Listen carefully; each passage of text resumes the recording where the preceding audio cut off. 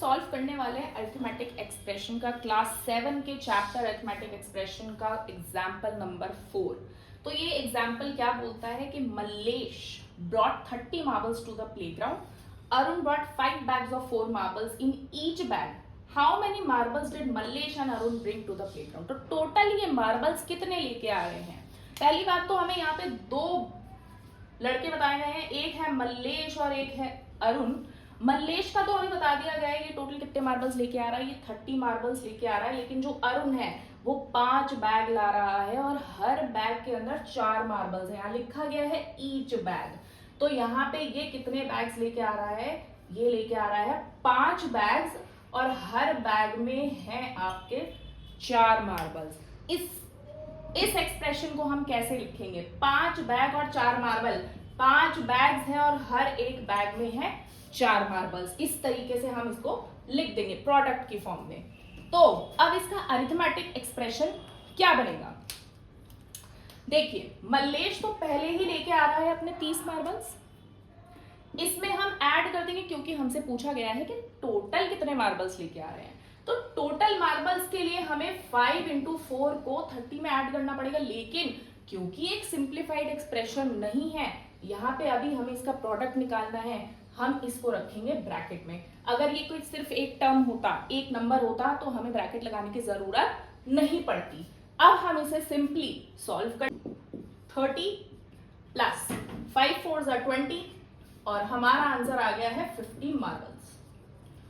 मतलब ये टोटल कितने मार्बल्स लेके आ रहे हैं? 50 मार्बल्स लेके आ रहे हैं प्लेग्राउंड में। तो अब हम देख रहे हैं example 5 of arithmetic expression. Example 5 हमें कहता है कि Irfan bought a pack of biscuits for ₹15। 15 रुपए की इरफान ने बिस्किट खरीदी एंड अ पैकेट ऑफ तुअर दाल फॉर ₹56। और उसने एक पैकेट खरीदा है तुअर दाल का, कितने रुपए का? 56 रुपीज का। तो इसका मतलब है कि इरफान ने 2 चीजें खरीदी हैं। इरफान ने 2 चीजें खरीदी है और वो 2 चीजें उसने क्या खरीदी है? एक तो खरीदी है बिस्किट जो कि कितने की है?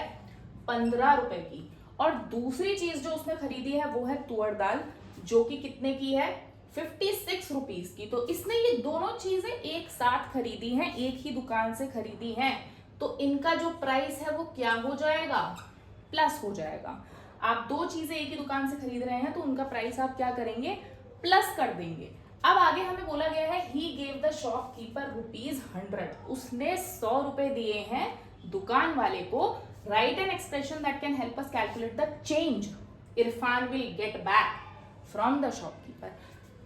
शॉपकीपर इरफान को वापस कितने पैसे लौटाएगा जब उसने 100 रुपए दिए हैं और उसने क्या खरीदा है? एक बिस्किट और एक तुअर दाल का पैकेट। तो अब यहाँ पे देखिए, ध्यान से देखिएगा कि इरफान ने शॉपकीपर को दिए हैं 100 रुपए। मैंने शॉपकीपर को मान लीजिए 100 रुपए दिए हैं और मैंने ये 2 सामान खरीदा है, तो शॉपकीपर मुझे क्या करके देगा?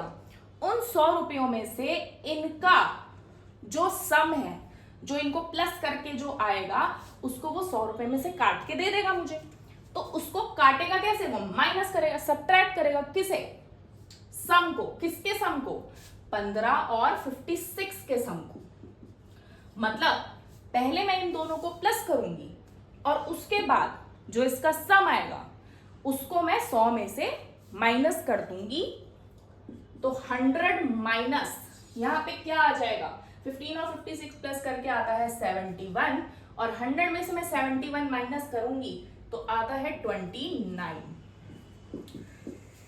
तो इरफान कितना चेंज वापस मिलेगा इरफान को शॉपकीपर से? 29 रुपीज।